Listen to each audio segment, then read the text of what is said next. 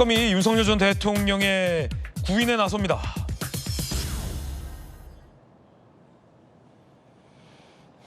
자, 두 차례 연속 불응 법원에서 체포영장 발부받았고요. 오늘 조금 전이었죠. 지금 호송차가 구치소로 간 것 같은데 영상 들어왔습니까? 네네, 지금 영상 들어오고 있습니다. 특검 차량이 구치소로 들어가고 있는 모습 보였고요. 아직 저 호송차가 밖으로 나오진 않았어요. 그 말은 아마 지금 구치소에서 이 체포영장 집행, 즉 그러니까 강제 구인 절차 중인 것으로 지금 분석됩니다. 정혁준 변호사님, 지금 어떤 절차인가요? 그러니까 체포영장이 발부가 됐어요. 체포영장은 체포영장이라고 되어 있지만 형사소송법을 보면은 구속영장 집행에 준용을 하게 돼 있거든요. 네. 구속영장은 크게 두 가지가 있는데 구금영장이 있을 수 있고 구인영장도 있을 수 있는 거예요. 그러니까 구인이라고 하는 게 결국은 사람을 일정한 장소로 데리고 가는 게 그게 구인 아니겠습니까? 그러니까 그러한 절차를 체포영장, 그러니까 구속영장이 준용되는 체포영장 집행 절차를 지금 밟으러 가는 건데 형사소송법에는 어떻게 되어 있냐면요.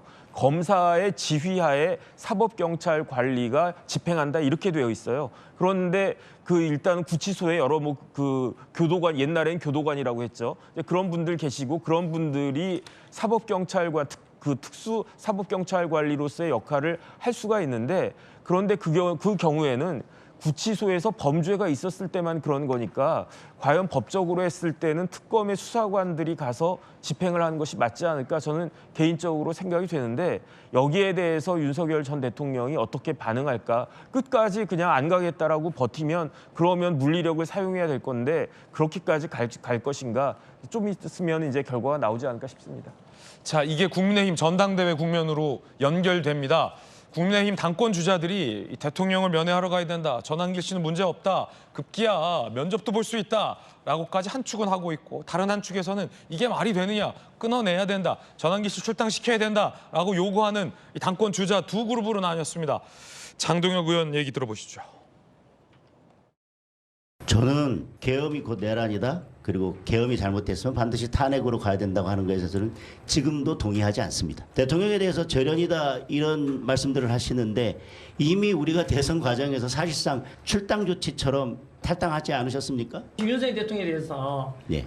지금 전당대회 기간이든 네. 이후든 간에 면회를 혹시 갈 생각이 있으신지? 저도 지금 사실 면회가 막혀 있습니다. 면회가 막혀 있고 저는 당대표가 된다면 당의 대표로서 적절한 시점에 면회가 허용된다면 저는 면회를 가겠습니다. 논란입니다. 함께 보시죠.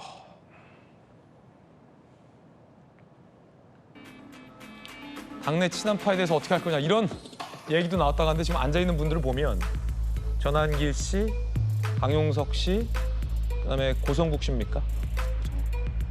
이런 유튜버들.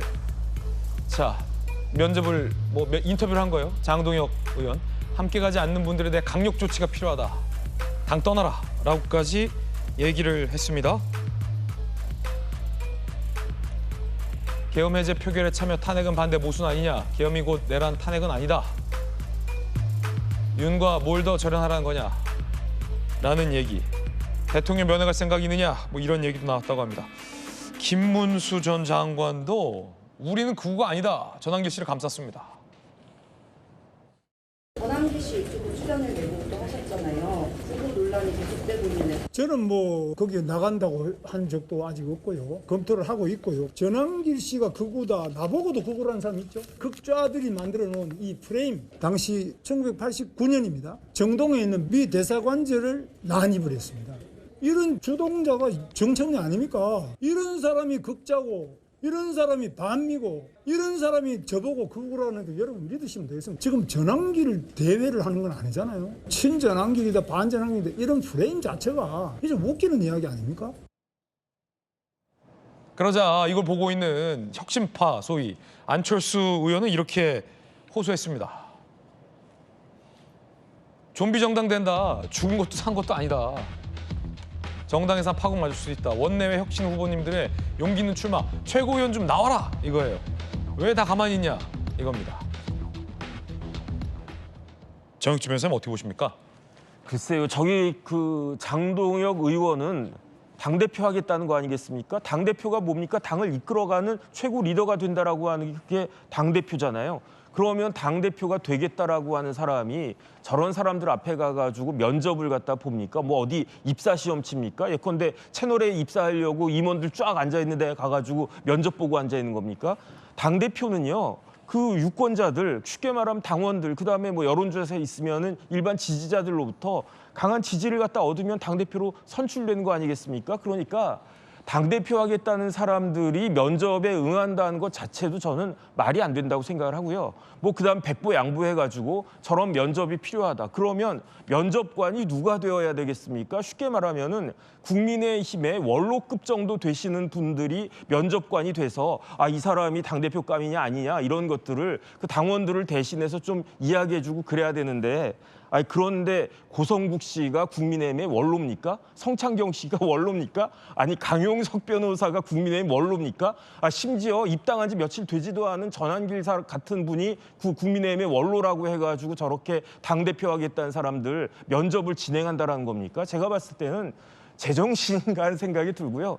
저 정도 되면은 거의 뭐 끝까지 막장까지 간 거 아닌가? 저는 개인적으로 그런 생각이 들고 면접은 장동혁으로 끝내고 김문수 후보부터는 뭐 그런 거 안 하는 게 그래야지 좀 그 사람들의 마음을 조금이라도 덜 아프게 하는 것이 아닌가.